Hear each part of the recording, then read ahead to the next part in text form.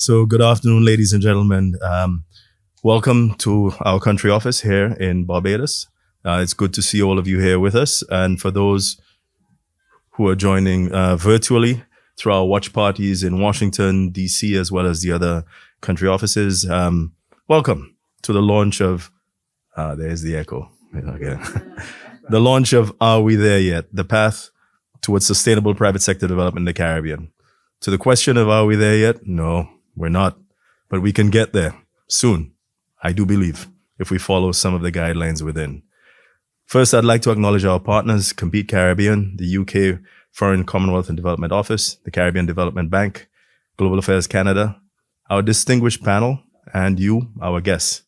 Are we there yet is a reflection of our reality, a call for a recommitment by all of us to dig deeper to support the development that this region needs. It is an analysis and identification of some of the key policy reforms and initiatives that we must take on to support our region's private sector. It is a roadmap filled with messages and country-specific insights on skills and access to finance gaps that can be tackled. This study comes at a time when the Caribbean region seeks to bolster sustainable economic growth after the COVID-19 pandemic.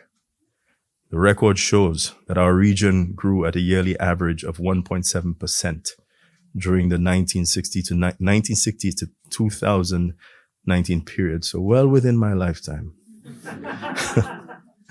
Below Latin America's annual growth rate of 1.94%.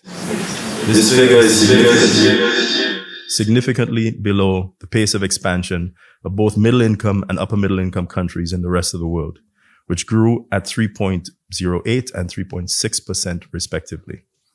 Yes, ladies and gentlemen, colleagues, climate change impact is important, but that does not give us cover to address some of the systemic issues that if we pull together, I know we can solve.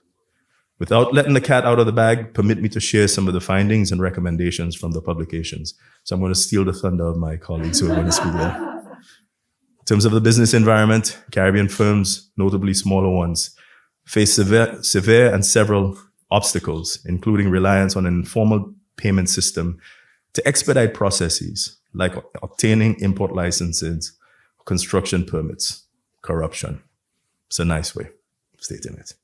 Policy recommendations. We need to streamline processes to obtain these licenses and permits. We need to digitalize processes and services, see the automation of public services via digital systems.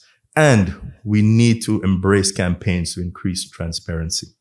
In terms of skills, there's clearly a mismatch as it relates to the Caribbean labor market, with an oversupply of unskilled workers and a deficit of skilled ones.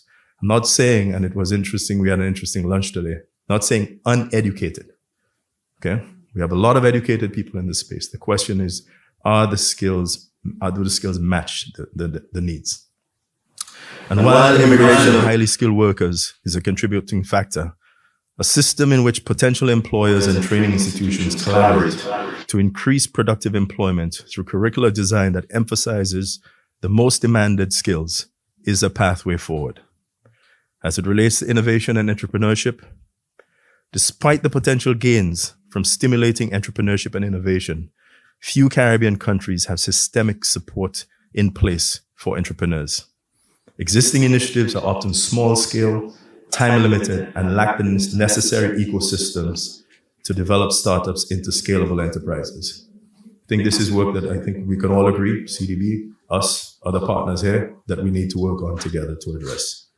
And as it relates to access to finance, inadequate access to finance remains a significant barrier to firm productivity. Our capital markets continue to be underdeveloped and illiquid, forcing firms to rely on less adequate credit markets. We need credit registries and bureaus to facilitate more effective sharing of performance records. We need to strengthen property rights and address insolvency issues. The launch of this publication comes at a pivotal moment for our region. It underscores the crucial role of the private sector in driving national growth and development.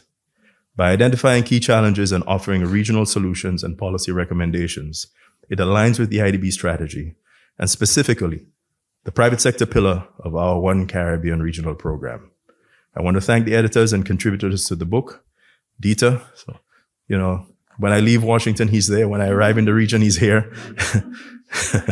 Dieter Berman, Sylvia, of course, Sylvia Donette, Henry Rooney, Ricardo Sierra, Natalie Pufal, Maria Cecilia Acevedo, Kamal Clayton, and Patricia Yanes Bagans. Special thank you to Compete Caribbean and to the organizers of the event. As we embark upon this new chapter with Are We There Yet? Let us continue to push for private sector and social and economic development in our countries and our region. Thank you all for being here. Once again, those of you present and those of you online. And please, if you haven't, get a copy of the book. It was an interesting read on the plane down. I was between the one on my iPad and the one I was carrying. And the one I was carrying was significantly heavier than even the iPad itself. But then again, it's a good read. Thank you very much.